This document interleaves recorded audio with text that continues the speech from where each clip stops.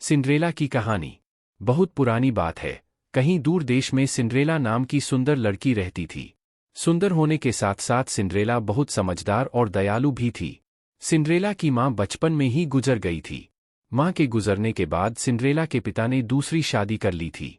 अब वह अपने पिता, सौतेली मां और 2 सौतेली बहनों के साथ रहा करती थी। सौतेली मां और बहनों को सिंड्रेला बिल्कुल पसंद नहीं थी। उसकी सुंदरता और समझदारी से वे तीनों हमेशा जलती थीं, क्योंकि उसकी दोनों सौतेली बहनों के पास न अच्छी शक्ल थी और न ही अक्ल। एक दिन की बात है, सिंड्रेला के पिता को किसी काम के लिए बाहर जाना पड़ा। पीछे से सौतेली मां ने सिंड्रेला के साथ बुरा बर्ताव करना शुरू कर दिया। सबसे पहले तो उसने सिंड्रेला की खूबसूरत पोशाक उतरवा ली और उसे नौकरानियों वाले कपड़े पहनवा दिए। इसके बाद उन तीनों ने सिंड्रेला के साथ नौकरानी जैसा बर्ताव करना शुरू कर दिया। वो उससे खाना बनवाते, घर की सफाई करवाते, कपड़े बर्तन धुलवाते और घर के बाकी सारे काम करवाते। यहाँ तक कि उन तीनों ने सिंड्रेला का कमरा भी ले लिया और उसे स्टोर रूम में रहने के लिए कह दिया। बेचारी सिंड्रेला के पास उनकी बात मानने के अलावा कोई चारा नहीं था। आसपास के पेड़ों पर रहने वाले पंछी और स्टोर रूम के चूहों के अलावा सिंड्रेला का और कोई दोस्त नहीं था। वह दिन भर काम करती और रात में अपने दोस्तों से बात करते करते सो जाया करती थी।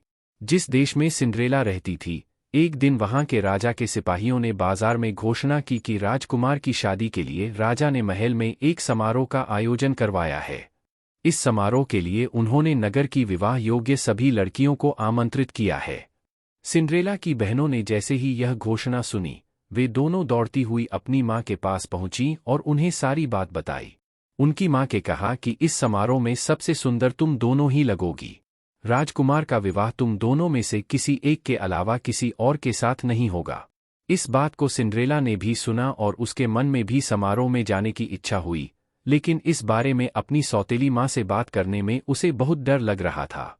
उसकी सौतेली मां और बहनें समारोह में जाने की तैयारी करने लगीं। उन्होंने नए कपड़े सिलवा लिए और नए जूते भी खरीद लिए। वो दोनों हर रोज इस बात का अभ्यास करती थीं कि जब वो राजकुमार से मिलेंगी तो क्या बात करेंगी और कैसे बात करेंगी। आखिरकार समारोह का दिन आ ही गया। दोनों बहनें समारोह में जाने के लिए बहुत उत्साहित थीं। उन दोनों ने सुबह से ही समारोह में जाने की तैयारी शुरू कर दी थी। सिंड्रेला ने भी अपनी दोनों बहनों की मदद की। अपनी बहनों को पूरी तरह तैयार करने के बाद सिंड्रेला ने बहुत हिम्मत जुटाई और अपनी सौतेली मां से पूछा कि मां, अब मैं भी विवाह योग्य हो गई हूं, क्या मैं भी समारोह में जा सकती हूं? यह सुनकर वे तीनों जोर। उनके जाने के बाद सिंड्रेला बहुत उदास हो गई और रोने लगी। तभी उसके सामने एक तेज रोशनी आई, जिसमें से एक परी निकली। परी ने सिंड्रेला को अपने पास बुलाया और कहा, मेरी प्यारी सिंड्रेला, मैं जानती हूं कि तुम क्यों दुखी हो, लेकिन अब तुम्हारे मुस्कुराने का समय आ गया है। तुम भी उस समारोह का हिस्सा बन पाओगी। इसके लिए मुझे सिर्फ एक कद्दू और 5 चूहों की जरूरत है। सिंड्रेला कुछ समझ नहीं पाई, लेकिन फिर भी उसने बिल्कुल वैसा ही किया जैसा परी ने कहा।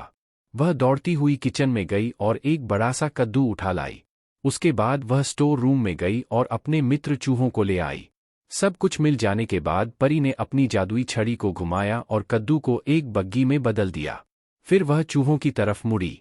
उसने 4 चूहों को खूबसूरत सफेद घोड़ों और एक चूहे को बग्गी चलाने वाला बना दिया। यह सब देखकर सिंड्रेला को अपनी आंखों पर विश्वास नहीं हुआ। इससे पहले कि वह कुछ पूछ पाती, परी ने अपनी छड़ी घुमाई और सिंड्रेला को एक खूबसूरत राजकुमारी की तरह सजा दिया। उसके शरीर पर एक बहुत सुंदर गाउन था और पैरों में चमचमाते जूते। वह समारोह में जाने के लिए पूरी तरह तैयार थी और इस खुशी से वह फूली नहीं समा रही थी। परी ने सिंड्रेला से कहा, अब तुम समारोह में जाने के लिए पूरी तरह तैयार हो, लेकिन ध्यान रखना रात को 12 बजे से पहले तुम्हें घर पहुंचना होगा, क्योंकि 12 बजे के बाद जादू का असर खत्म हो जाएगा और तुम अपने असली रूप में आ जाओगी। सिंड्रेला ने परी को धन्यवाद कहा और बग्गी में बैठकर महल की ओर निकल पड़ी।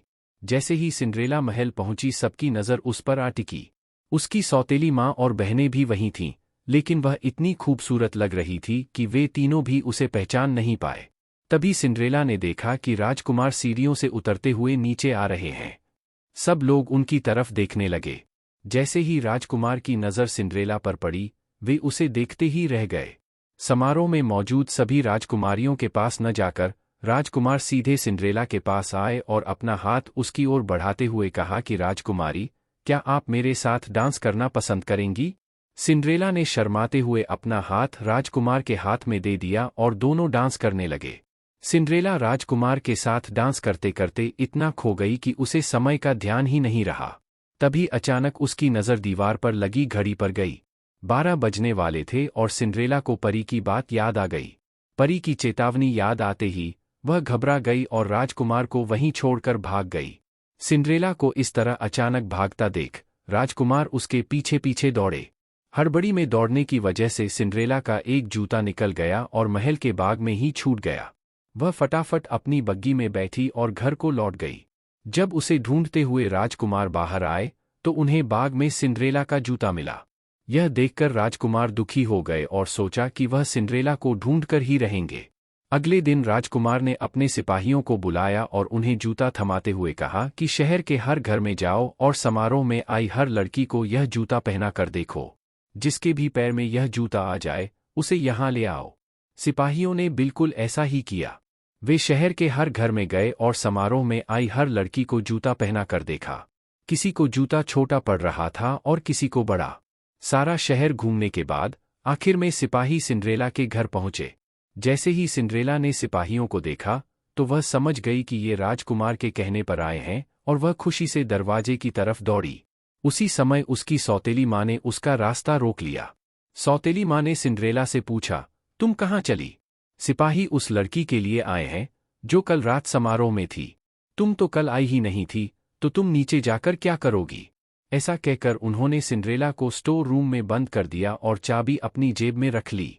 जब सिपाही जूता लेकर घर में आए तो उसकी दोनों बहनों ने उस जूते को पहनने की कोशिश की, लेकिन वो दोनों नाकाम रहीं। वहीं निराश होकर सिंड्रेला रोने लगी। उसे रोता देख उसके चूहे मित्र को एक उपाय सूझा। दरवाजे के नीचे से निकलकर वह दौड़ते हुए नीचे गया और चुपके से सौतेली माँ की जेब से चाबी निकाल लाया और सिंड्रेला को दे दी। चाबी मिलते ही सिंड्रेला ने दरवाज़ा खोला और दौड़ती हुई नीचे गई। सिपाही महल की ओर लौट ही रहे थे कि तभी उन्हें सिंड्रेला की आवाज़ आई, मुझे भी जूता पहन कर देखना है। यह सुनकर सौतेली माँ और बहनें हंसने लगीं, लेकिन सिपाही ने सिंड्रेला को भी जूता पहनने का मौका दिया। जैसे ही उसने पैर जूते में डाला वह आसानी से उसके पैर में आ गया। यह देखकर सभी चौंक गए और सिपाही ने सिंड्रेला से पूछा, क्या यह जूता आपका है? इस पर सिंड्रेला ने हाँ में अपना सिर हिलाया। सिपाही सिंड्रेला को बग्गी में बिठाकर महल ले गए, जहां उसे देखकर राजकुमार बहुत खुश हुए। उन्होंने सिंड्रेला के सामने शादी का प्रस्ताव रखा, जिसे उसने प्रसन्नता से स्वीकार कर लिया। राजकुमार और सिंड्रेला की शादी हो गई और वो हमेशा खुशी खुशी महल में रहने लगे। कहानी से सीख, हमें बुरे वक्त में भी उम्मीद नहीं छोड़नी चाहिए। अच्छी सोच रखने वालों के लिए कोई न कोई रास्ता निकल ही आता है।